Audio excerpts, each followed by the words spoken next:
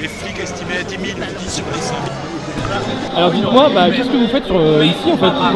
Je défends mon pouvoir d'achat, je suis retraitée, j'ai commencé à bosser à 16 ans. J'ai élevé mes 5 enfants et je touche 900 € de retraite par mois et je suis obligée de faire des petits boulots pour sortir la tête de l'eau. J'ai un loyer de 450 € et voilà. Et vous serez là jusqu'à la fin? Jusqu'à la fin, jusqu'à ce que mort s'en suive. J'ai subi mon premier gazage le 1er mai à Grenoble. Donc je suis un peu équipée maintenant. Ah oui, d'accord. Les masques. C'est bien parce qu'il est confisqué aussi. C'est pas grave, il a disparu. Et vous pensez que ça va durer combien de temps? Honnêtement, un petit moment je pense avant qu'on arrive à obtenir ce qu'on voudrait.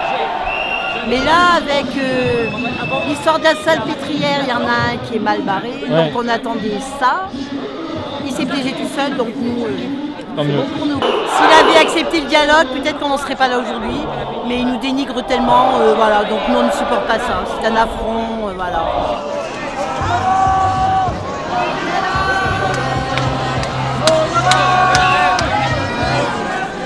Moi perso, j'ai une sœur qui démissionne de l'éducation nationale, j'ai un frangin qui est dans la précarité alors qu'il bosse depuis 4 ans. Moi-même, j'ai des concours à faire après les études qui sont très difficiles.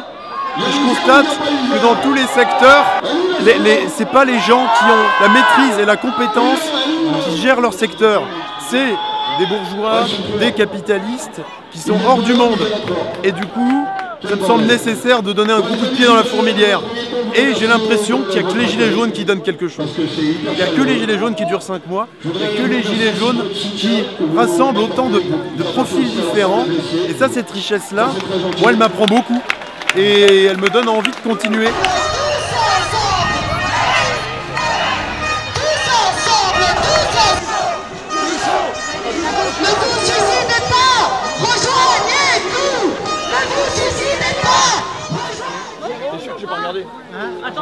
Attendez, allez-y, mettez-vous tous les... Est-ce que tu penses que ça va continuer jusqu'à quand? Jusqu'à ce qu'on soit entendu, et puis qu'on aille au bout de nos revendications, que ces revendications citoyennes ne sont pas des revendications de gilets jaunes, mais des revendications de simples citoyens qui veulent aujourd'hui un mieux vivre, un pouvoir d'achat, une démocratie plus active au niveau du citoyen, et puis la fin des privilèges. Mais pas que, parce que de tout ça, il y a des ramifications, parce qu'il y a tellement de bordel en France qu'il y a beaucoup de travail à remettre en place. Il y a beaucoup de choses à remettre en l'état, les retraites, les handicapés, les chômeurs, les femmes seules, il y a beaucoup de boulot. Donc de ces revendications principales, on n'aura pas fini le travail. Okay. On a 40 ans à rattraper, 40 ans de bordel. Et qu'est-ce que tu penses de Julian Assange et son arrestation? Écoute, si à un moment donné tu te fais arrêter parce que tu as des vérités bonnes à dire, eh ben, qu'est-ce qui se passe aujourd'hui avec les jaunes? On donne des vérités qui sont bonnes à dire, et qu'est-ce qu'on reçoit? Des coups de tampon dans l'œil qui nous mutilent. Lui il va en prison, du moins il a dû être mis, il s'est mis en asile dans cette fameuse ambassade de l'Équateur je crois. Voilà, on vit la même chose. Comment on essaye de faire taire le peuple ou certaines personnes qui veulent donner certaines vérités. Et dernière question, je voulais savoir ton expérience justement sur les plateaux de télévision. Comment ça se passe? Est-ce que c'est hypocrite ou est-ce que c'est quand même un dialogue, quelque chose? J'ai toujours été bien accueilli. Ouais. Il y a toujours eu un dialogue plus ou moins costaud ou pas. Ouais, d'accord. Voilà, maintenant moi je suis partisan d'y aller, parce qu'il y a beaucoup de gens qui disent qu'il ne faut pas aller dans les médias. Je suis désolé, la politique de la chaise vide, ça ne m'intéresse pas.